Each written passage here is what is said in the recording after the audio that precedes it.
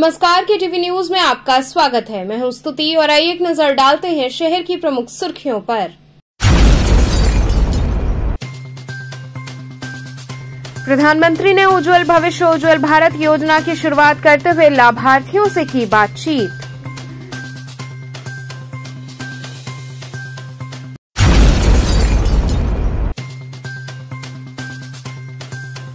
लालपुर पांडेपुर थाने की पुलिस ने एटीएम से जालसाजी करने वाले 2 अभियुक्तों को किया गिरफ्तार।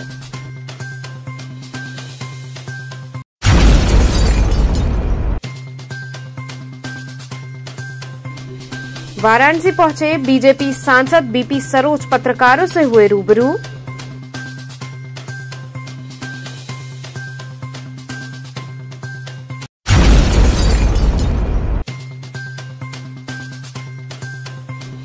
और उत्तर प्रदेश के मुख्य सचिव ने सपरिवार बाबा विश्वनाथ के दरबार में लगाई हाजिरी। और अब खबरें विस्तार से। प्रधानमंत्री ने उज्जवल भविष्य उज्जवल भारत योजना की शुरुआत कर लाभार्थियों से बातचीत की। प्रधानमंत्री नरेंद्र मोदी ने शनिवार को उज्जवल भविष्य उज्जवल भारत योजना का शुभारंभ किया। इस दौरान उन्होंने वीडियो कॉन्फ्रेंसिंग के जरिए लाभार्थियों से संवाद भी किया।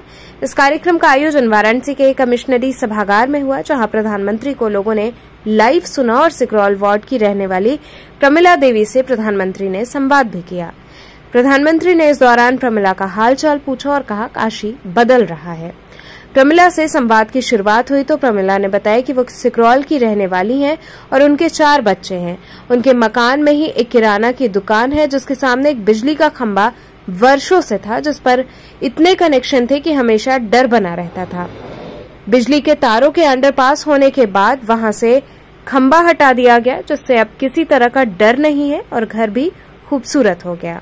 और सी कमियों को दूर कर पावर सेक्टर को मजबूती, जैसे हमारे मंत्री जी ने बता रहे थे कितना कुछ किया गया। आपको याद होगा, आजादी के 70 साल बाद भी 18,000 गांवों तक बिजली नहीं पहुंची। प्रधानमंत्री जी से बात हुई, क्या कहा उन्होंने? प्रधानमंत्री जी से बात हुआ, मैं बाबा विश्वनाथ का दर्शन किया कि नहीं किया। उसने मैंने बोला मैंने कल दर्शन करूंगा, उनके लिए दुआ कामना मांगूंगा। और बिजली के लिए पूछे हैं। बिजली हम लोग का द्वार पर एक खंभा था जिसमें बहुत ज़्यादा तार फैला हुआ था, जिससे हम लोग का खतरा बना रहता था। अब वो अंडरग्राउंड हो गया है, इसलिए हम लोग का बिजली के खतरा सुधार हुआ है। वो प्रधानमंत्री के आने के बाद तो किस तरह सुधार देख रही है? कितना बढ़िया बिजली मिल रहा है? पहले से बहुत बेहतर बिजली मिल रहा है। अब बिजली के सारी समस्या खत्म हो गई है। अब 24 घंटा ही बिजली रहती है। 24 घंटा। अच्छा, ये बताइए कि प्रधानमंत्री ने कहा कि मेरे नाम से भी भगवान को जब कल जाएंगे मंत्री जी को लिए बहुत बहुत धन्यवाद बोलेंगे और बहुत अच्छा मानेंगे। क्या मांगेंगे बाबा से? क्या मांगेंगे बाबा से? मानेंगे कि मेरा प्रधानमंत्री सदियों रहे, हम लोग हमेशा उनका हमेशा आभारी रहे। अच्छा, 2014 से पहले बनारस की गलियों में किस तरीके के तार हुआ करते थे और आज बहुत ज्यादा तार फैला हुआ करता था, पर अब एकदम सब सारे तार हट के एकदम खुला सा आसमान लगता है। बहुत सुंदर दिखता है। सारे काशी भी सुंदर दिखता है, एकदम गांव भी सुंदर, सब बच्चे खेल। लालपुर पांडेपुर थाने की पुलिस ने एटीएम से जालसाजी करने वाले 2 अभियुक्तों को गिरफ्तार कर लिया। बुजुर्गों और कम पढ़े लिखों के साथ एटीएम से पैसा निकालने के बहाने जालसाजी कर एटीएम बदलकर गाढ़ी कमाई पर हाथ मारने वाले 2 जालसाजों को वाराणसी पुलिस ने गिरफ्तार किया है। पकड़े गए अंतरप्रांतीय अपराधियों के पास से 36 एटीएम कार्ड बरामद हुए हैं। फिलहाल पुलिस पकड़े गए अपराधियों को कोर्ट में पेश कर जेल भेजने की तैयारी कर रही है। इनके पास से 25,000 रुपए नकद भी बरामद हुआ है। इस संबंध में डीसीपी वरुणा जोन आरती सिंह ने बताया कि पुलिस कमिश्नर ए सतीश गणेश द्वारा अपराध व अपराधियों एवं घटनाओं के अनावरण हेतु चलाए जा रहे अभियान के क्रम में सहायक पुलिस आयुक्त सारनाथ एवं प्रभारी निरीक्षक सतीश कुमार यादव मैं हमराही साथ पूर्व में एटीएम कार्ड बदलकर चोरी की घटनाओं को अंजाम देने वाले अभियुक्तगण को सीसीटीवी फुटेज के माध्यम से चिन्हित कर घटना के अनावरण करने के लिए प्रयास किया जा रहा था। इस दौरान मुखबिर से सूचना प्राप्त हुई कि एटीएम बदलकर घटना कारित करने वाले 3 मोटरसाइकिल से रिंग रोड अंडरपास पुलिया के पास आ रहे हैं। यदि जल्दी किया जाए तो पकड़ा जा सकता है। इस सूचना पर विश्वास करके थाना लालपुर पुलिस ने ring road Azamgarh under bypass पुल के पास से 2 शातिर अपराधियों को गिरफ्तार कर लिया। किस प्रकार का खुलासा किया जा रहा है, क्या पूरा प्रकरण है? बेसिकली क्या हुआ है कि आज लालपुर पांडेपुर पुलिस टीम द्वारा 2 शातिर अपराधी सत्येंद्र कुमार व राहुल कुमार को, जो कि एटीएम कार्ड बदलकर आपराधिक घटनाएं करते हैं, को गिरफ्तार किया गया। इनके साथ पास से पुलिस को 36 एटीएम कार्ड, 25,000 रुपये नकद व आपराधिक घटनाओं में प्रयुक्त हुए 3 मोटरसाइकिल बरामद किए गए। इनके किसी प्रकार का आपराधिक इतिहास पुराना है? जी बिल्कुल। ये बनारस कमिश्नरेट में ही इनके खिलाफ 9 मुकदमे दर्ज थे विभिन्न थानाओं में। इनका मोडस ऑपरेंडी ये था कि ये एटीएम कार्ड मशीन में एटीएम बदल के और पिन देख लेते थे और अलग अलग जगहों पे जाके पैसे निकाल के फ्रॉड करते थे। क्या इनके साथ अन्य भी अपराधी? हाँ, इनका जो सरगना है उसका नाम पूछताछ पे इन्होंने बताया कि कृष्णानंद सिंह है और विक्की, जो कि आजमगढ़ का रहने वाला है। बरामदगी में 36 एटीएम कार्ड बरामद हुए अलग अलग बैंकों के, 25,000 रुपये नकद और घटना में प्रयुक्त हुए 3 मोटरसाइकिल। ये अलग अलग राज्यों में जाके अलग अलग स्थानों पे ये काम करते हैं। यहाँ बनारस में करेंगे, फिर कोलकाता में, महाराष्ट्र में, सब जगह ये जाते हैं। इसी बाइक का प्रयोग करके हुए जाते हैं। वाराणसी पहुंचे बीजेपी सांसद बीपी सरोज पत्रकारों से रूबरू हुए। वाराणसी पहुंचे बीजेपी सांसद बीपी सरोज ने सुभाषपा और सपा के बीच चल रही दरार पर कहा कि दोनों एक ही हैं और दोनों का आपस में तालमेल है, उस पर हम कोई वक्तव्य नहीं देंगे। कांग्रेस नेता अधीर रंजन चौधरी के विवादित बयान पर बीजेपी सांसद ने कहा कि ये निंदनीय है और अब तक जितने भी राष्ट्रपति का चुनाव हुआ है, आज तक किसी नेता ने ऐसा अशोभनीय बयान नहीं दिया है। सोनिया गांधी से ईडी द्वारा की जा रही पूछताछ पर कांग्रेस जनों के विरोध दर्ज कराने के मामले पर बीजेपी सांसद ने कहा, ईडी अपना काम कर रही है, धरना प्रदर्शन करके कोई नहीं बच सकता है। कानून अपना काम कर रहा है और कानून के दायरे में आएंगे तो निश्चित तौर पर कार्रवाई होगी। ये मोदी सरकार है, इसमें कोई विरोध प्रदर्शन करके नहीं बच सकता है। देखिए, दोनों एक ही पार्टी में हैं, उनका जो है आपस में तालमेल है। अब दोनों आदमी क्या बोल रहे हैं, हम उसके विषय में कोई विशेष टिप्पणी नहीं करूंगा। उनका व्यक्तिगत दोनों का विचार है, उस पर हमारा कुछ कोई टिप्पणी नहीं रहेगा, ना मैं कुछ कहूँगा। अधीर रंजन चौधरी जी ने जो कांग्रेस की, हाँ, ये निंदनीय है, ये निंदनीय है। ऐसे शब्द उनको शोभा नहीं देता है और एक पार्टी के बड़े नेता हैं, सांसद हैं, माननीय सांसद हैं, तो ऐसा जो है शोभनीय जो उन्होंने वर्ड यूज किया है, मैं समझता हूं कि इतिहास में ऐसा जितनी बार हमारे महामहिम राष्ट्रपति के चुनाव हुए हैं, ऐसा किसी भी व्यक्ति ने ऐसी टिप्पणी नहीं किया है जो अभी कांग्रेस के मेन भाई अधीर रंजन जी ने दिया है। अगर हम अभी बात करें कि लगातार कांग्रेस की अध्यक्ष सोनिया गांधी से ईडी लगातार पूछ रही है और जगह जगह देखा जाए तो प्रदेश में जो है ना कांग्रेसी जो है धरना प्रदर्शन कर रहे हैं, तो इस पर क्या कहेंगे? देखिए, अगर कोई इस ढंग से धरना प्रदर्शन कर रहा है, ईडी अपना काम कर रही है, वो जांच के दायरे में अगर आते हैं तो उनके ऊपर कार्रवाई होगी। कानून अपना काम करेगा, प्रदर्शन से कोई थोड़ी न बच सकता है। अगर कहीं कानून के दायरे में आएंगे, ईडी पूछताछ कर रही है, तो निश्चित तौर पर जो है कार्रवाई होगी। और धरना प्रदर्शन करके सोचें कि मैं एक कार्रवाई से बच जाऊं, तो ये मोदी सरकार है, नहीं बचेंगे। महाराष्ट्र के राज्यपाल जो है भगत सिंह कोश्यारी जो है, आज उन्होंने कहा कि महाराष्ट्र से अगर राजस्थानी और गुजराती अगर हट जाएं तो महाराष्ट्र का थाने जो है पूरी तरह से खाली हो जाएगा और राजधानी भी नहीं रहेगा। ऐसा जो है उनका व्यक्तिगत विचार है। जैसा मैं भी वहाँ, मेरे भी कारोबार महाराष्ट्र में हैं, तो जितने भी लोग महाराष्ट्र में बाहर अगर परप्रांतीय जो आए हैं, जिनको परप्रांतीय कहते हैं, उन्होंने महाराष्ट्र को संवारने में अपना विशेष योगदान दिया है और महाराष्ट्र को महाराष्ट्र बनाया। आज जो है दुनिया की, विश्व की सबसे बड़ी आर्थिक जो है वो राजधानी ये स्टेट माना जाता है। तो मैं तो ये कहूँगा कि ये जो उन्होंने कहा और इस पर जो वहाँ के लोग व्यक्तिगत अपनी बातें करते हैं कि ये मेरा है, तो ये सब वहाँ हर धर्म जाति समुदाय के लोगों ने मिलकर के उसको सजाया है, संवारा है उस स्टेट को। जो भी मार्केटिंग जिसका होगा तो उस पर तो जीएसटी टैक्स देना ही पड़ेगा। आप माचिस भी बनाते हैं तो माचिस अगर खरीदते हैं तो उसके ऊपर टैक्स नहीं देना पड़ता। तो मार्केटिंग अगर आप कर रहे हो, व्यापार कर रहे हो, तो उस पर तो होगा। उत्तर प्रदेश के मुख्य सचिव ने सपरिवार बाबा विश्वनाथ के दरबार में हाजिरी लगाई।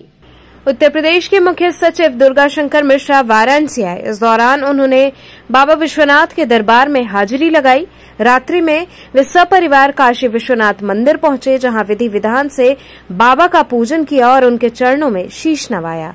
इस दौरान कमिश्नर दीपक अग्रवाल भी मौजूद रहे। यहाँ रुकेंगे एक छोटे से ब्रेक के लिए। आप बने रहिए केटीवी के साथ।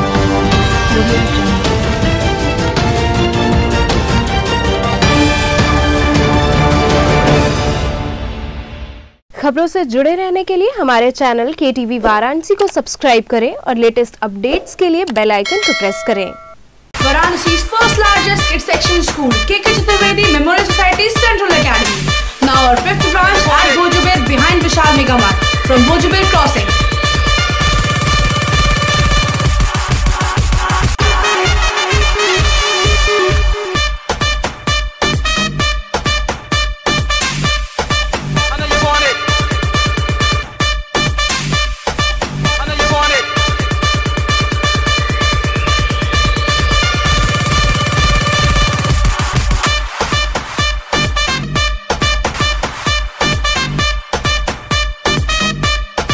English medium CBSE pattern from PG to class 12.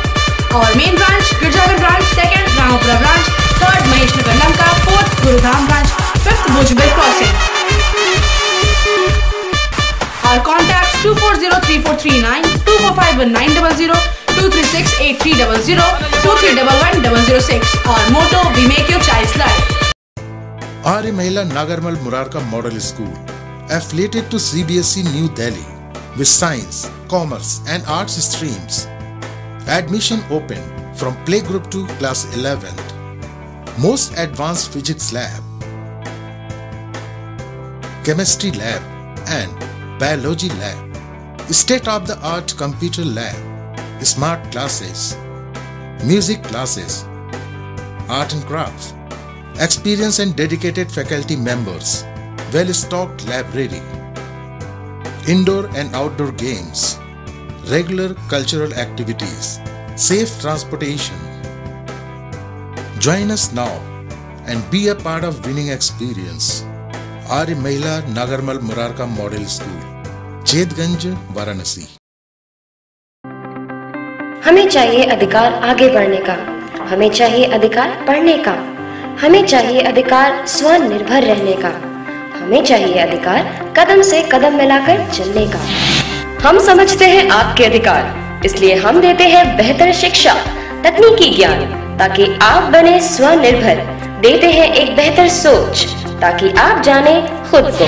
Bharat के स्वर्णिम भविष्य में इस शैक्षणिक संगठन के माध्यम से नारी संवर्ग एवं देश के विकास में राष्ट्रीय धर्म एवं नीति के अनुरूप सहयोग करते चले आ रहे हैं। सुधाकर महिला महाविद्यालय आपको बनाए शिक्षित, समृद्ध और स्वतंत्र। सुधाकर महिला इंटर कॉलेज, पोस्ट ग्रेजुएट एवं लॉ कॉलेज, खजरी, पांडेपुर, वाराणसी। सुधाकर महिला महाविद्यालय, एक कदम जागरूकता की ओर। I'm a great mother.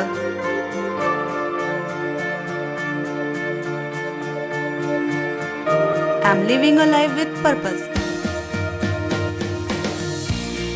Because I'm providing the best education to my child.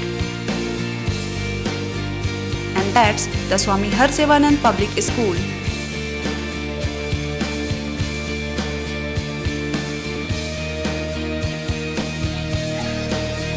Harsevanand Public School provides value-based education. Admission open for nursery to class 11th. Harsevanand Public School and Hostel, Garhwa Ghat, Banpurwa and Jagatganj, Varanasi.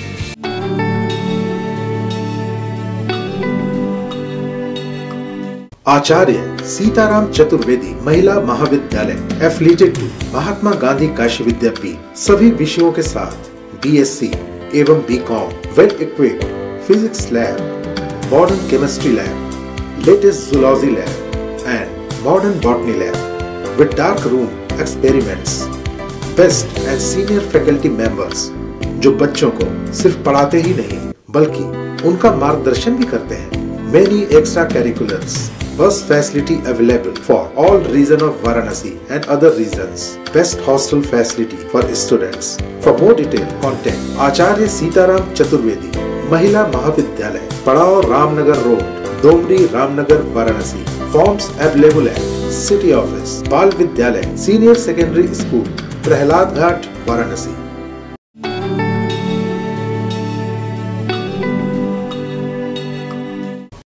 खबरों से जुड़े रहने के लिए हमारे channel KTV Varanasi को subscribe करें और लेटेस्ट अपडेट्स के लिए बेल आइकन को प्रेस करें।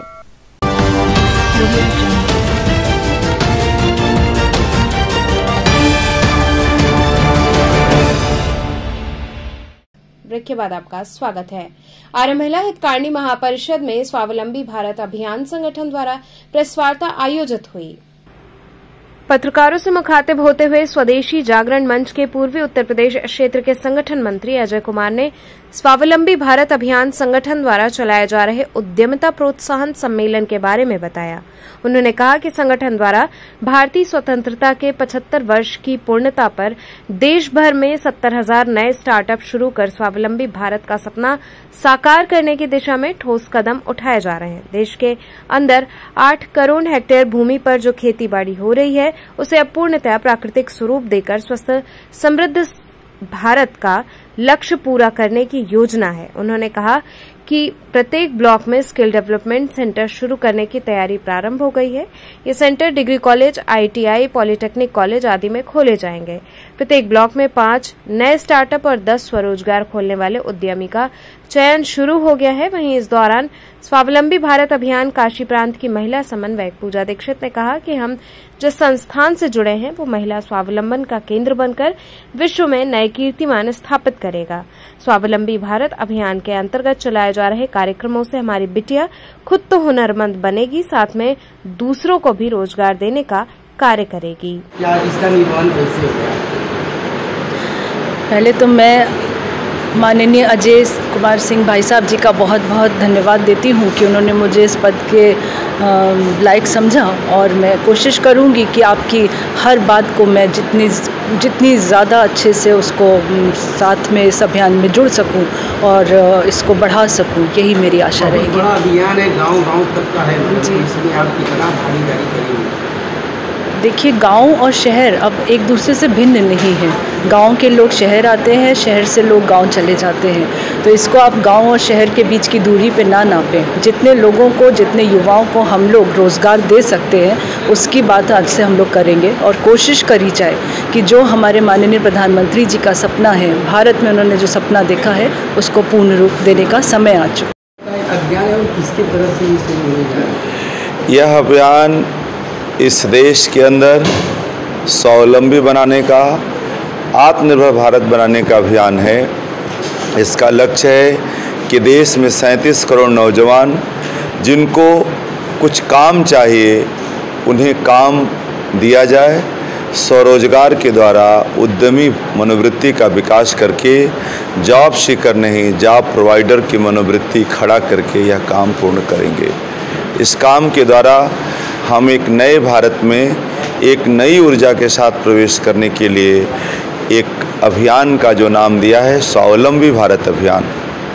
इस अभियान में विश्व के बड़े संगठन के रूप में काम करने वाले अखिल भारतीय विद्यार्थी परिषद, भारतीय मजदूर संघ, भारतीय किसान संघ, स्वदेशी जागरण मंच, भारतीय जनता पार्टी, ऐसे राष्ट्रीय सेवा भारती, लघु उद्योग भारती, सहकार भारती, ग्राहक पंचायत, विश्व हिंदू परिषद, भारतीय शिक्षण मंडल, बनवासी कल्याण आश्रम और अनेक संस्थाएं, जैसे या आप स्वयं इस प्रांगण के सभी इंस्टीट्यूशन को देख सकते हैं, ऐसे अनेक लोग आगे आकर के इस अभियान का समर्थन दे रहे हैं और कह रहे हैं कि आओ मिलकर अपने देश को बनाने में हर हाथ को काम, हर खेत को पानी पहुंचाने के लिए सम्मिलित प्रयास करें, हर गांव तक चलें, हर गांव में फूड प्रोसेसिंग यूनिट लगाएं, हर गांव की सॉइल टेस्टिंग करके पीएच वैल्यू के आधार पर उनके उत्पाद के उत्पादन को स्थिर करें, एफपीओ का प्रत्येक ब्लॉक में विकास करें, प्रत्येक ब्लॉक में स्मॉलर कोल्ड स्टोरेज खड़ा करें, प्रत्येक ब्लॉक केंद्र पर स्किल डेवलपमेंट सेंटर बनाएं और प्रत्येक ब्लॉक के डिग्री कॉलेज में रोजगार सृजन केंद्र की स्थापना करें और प्रत्येक ब्लॉक से 10 उद्यमी और 5 नए स्टार्टअप खोजें। इस अभियान का लक्ष्य है, इसी को लेकर हम आगे बढ़ रहे हैं। इस अभियान से आने वाले 2 वर्षों के बाद हम यह कहने की स्थिति में निश्चित होने वाले हैं कि 10 करोड़ से अधिक नौजवानों को कृषि में, सेवा क्षेत्र में और लघु, मध्यम और सूक्ष्म उद्योग के द्वारा हम 10 करोड़ से अधिक नौजवानों को लाभ पहुंचाने में सफल होंगे। आज महिला मंडल में भी किसी को इसकी जिम्मेदारी मिली है। हाँ, आज बहुत खुशी का दिन है कि इस पूरे प्रांगण से जुड़ी हुई, जो इस पूरे प्रांगण के प्रेरणा स्रोत के रूप में काम। आचार्य सीताराम चतुर्वेदी महिला महाविद्यालय में प्रेस वार्ता आयोजित की गई। आचार्य सीताराम चतुर्वेदी महिला महाविद्यालय में एक औपचारिक प्रेस वार्ता में प्रबंधक मुकुल पांडे ने बताया कि हमारे महाविद्यालय में बालिकाओं के सर्वांगीण विकास के लिए तथा उनकी प्रतियोगी परीक्षाओं की तैयारी के लिए सारी सुविधाएं उपलब्ध हैं। उन्होंने इंटरमीडिएट उत्तीर्ण सभी छात्राओं से अपील किया कि हमारे महाविद्यालय में नए सत्र में बीएससी, बीकॉम, बीए पाठ्यक्रम में प्रवेश लें।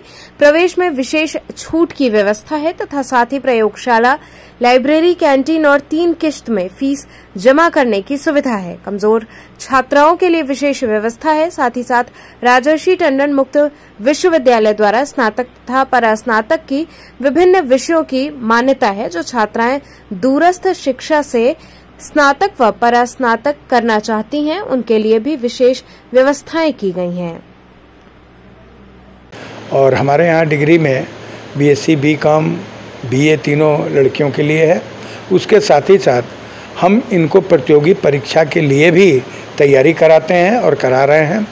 अगर बच्चे इच्छुक हैं कि उनको आगे जा कर के किसी प्रतियोगिता में भाग लेना है या किसी सरकारी जॉब में जाना है, तो उसका भी अलग से हम निःशुल्क क्लास चलाते हैं, जो 1-1.5 घंटे 2 घंटे चलता है। इन सारी सुविधाओं के संग ये डिग्री कॉलेज है जिसमें लड़कियां प्रवेश ले सकती हैं। राजर्षि टंडन की हमारे यहाँ मान्यता है, उत्तर प्रदेश राजर्षि टंडन यूनिवर्सिटी की तरफ से, और उसमें करीब 2500 ऐसी मान्यताएं हैं जो बच्चों के भविष्य में काम आ सकती हैं, उनके सर्टिफिकेट काम आ सकते हैं। वो सारी चीज़ें पाठ्यक्रम के अनुसार हम दे रहे हैं। और ये विगत वर्षों में बीएससी, बीकॉम था, इस वर्ष हमारे पास बीए है, अगले वर्ष एमएससी हो जाएगा, एमकॉम हो जाएगा। कोशिश कर रहे हैं कि जब बीएड उत्तर प्रदेश सरकार उसका ऑनलाइन करे तो हम बीएड की भी मान्यता प्राप्त कर लें। धन्यवाद। तो आगे किस तरह की शिक्षा विद्यालय में दी जा रही है, क्या क्या सुविधाएं हैं आपके यहाँ? हमारे विद्यालय में बड़े से बड़ा लैब है साइंस के लिए, कॉमर्स में अच्छे से अच्छे टीचर हैं, और आप तो जान ही रहे हैं डिग्री कॉलेज में जो पढ़ाते हैं वो अपने सब्जेक्ट में पीएचडी होते हैं, डॉक्टर की पूरी उनकी उपाधि होती है, मान्यता होती है उनके पास। उसी बिहाफ पर उनसे शिक्षा ली जा रही है। वो समुचित ज्ञान बच्चों को जो चाहिए वो दे रहे हैं। रेगुलर क्लासेस चल रहे हैं और लैब इतने बड़े बड़े हैं कि जिसमें 100 बच्चे इकट्ठे प्रैक्टिकल कर सकते हैं और 100 लड़कियां कर। नागरी नाटक मंडली में चल रहे भारत रंग महोत्सव के चौथे दिन नाटक विक्रमोर्वशीयम का मंचन हुआ। भारत सरकार की स्वायत्त संस्थान राष्ट्रीय नाट्य विद्यालय द्वारा आजादी के अमृत महोत्सव के तहत आयोजित किए जा रहे 22वें भारत रंग महोत्सव के चौथे दिन एनएसडी वाराणसी के छात्रों द्वारा रामजी बाली द्वारा निर्देशित नाटक विक्रमोर्वशीयम का मंचन किया गया। इस नाटक की विशेषता ये रही कि इसका दृश्यांकन नाट्यशास्त्र के अनुसार शास्त्रीय पद्धति से किया गया है। कालिदास की इस रसपूर्ण कृति को मंच पर जीवंत करने वाले कलाकारों की वेशभूषा, आभूषण, मंच सज्जा देखने लायक रही। इस पूरे नाटक में लाइव शास्त्रीय संगीत बजता रहा, जो दर्शकों को अलग अलग ऋतुओं और रसों की अनुभूति करवा रहा था। नाटक के गीतों ने समा बांध दिया। आजादी के अमृत महोत्सव को समर्पित इस समारोह में कालिदास की इस श्रेष्ठतम कृति को प्रस्तुत कर उन्हें याद करना विशेष कृतज्ञता दर्शाता है। कार्यक्रम में मुख्य अतिथि प्रख्यात रंगकर्मी अभिनेता मनोज जोशी, रघु हसन ने एनएसडी वाराणसी निदेशक रामजी बाली के साथ मंच पर दीप प्रज्वलन कर कार्यक्रम का प्रारंभ किया। इस नाटक में मंच पर प्रमुख पात्र निभाने वाले कलाकार राहुल बोड़ा, सागर वशिष्ठ, चिराग रुदानी, अंजना आलूवालिया, अखिलेश सिंह, शैली सोनी इत्यादि शामिल रहे। और कालिदास से लेके विशाखा दत्त से लेके हमारे जितने संस्कृत लेखकों ने जो नाटक लिखे हैं, जो इस संस्कृति के मूल के नाटक हैं, चाहे वो मृच्छकटिक हो, चाहे कालिदास जी के कितने भी नाटक हो, यूरोप में उस जमाने में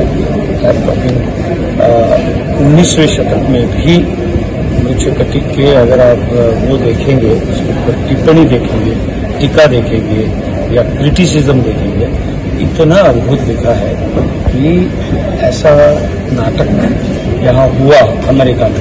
मेरे पास 1900 का एक कटिंग है मृच्छकटिक का, तो वहाँ क्रिटिसिज्म है। कहने का मतलब ये है कि हमारे जो नाटक है या हमारा जो साहित्य है इतना वैभवशाली है और इतना जबरदस्त है कि वो आज भी उतना सांप्रत रहता है, आज भी एक बहुत अच्छा सुंदर मैसेज देता है। तो केवल शेक्सपियर जी महान है, हमारे कालिदास भी विश्व के प्रख्यात कवि और नाट्यकार हैं।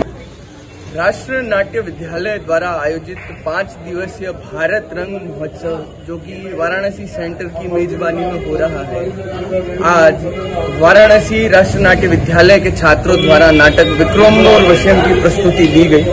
और ये सौभाग्य की बात है, एज एन एक्टर भारत रंग महोत्सव में परफॉर्म करना एक अपने आप में प्राइड है। और जो हमारा नाटक है कालिदास द्वारा लिखित, कालिदास भारतीय संस्कृत साहित्य में एक बहुत बड़ा स्थान रखते हैं, उसको लेकर आज ये मंचन किया गया। तो चलते चलते पुनः एक नजर डालते हैं शहर की प्रमुख सुर्खियों पर। प्रधानमंत्री ने उज्जवल भविष्य उज्जवल भारत योजना की शुरुआत करते हुए लाभार्थियों से की बातचीत।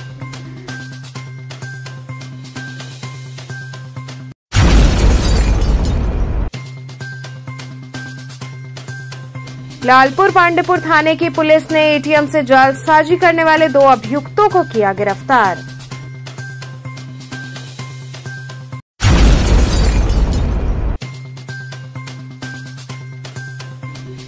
वाराणसी पहुंचे बीजेपी सांसद बीपी सरोज, पत्रकारों से हुए रूबरू।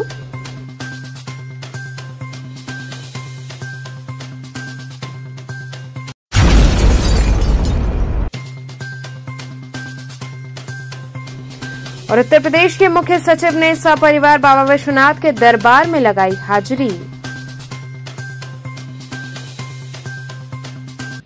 तो ये थे आज के समाचार, कल फिर होगी मुलाकात, तब तक के लिए नमस्कार।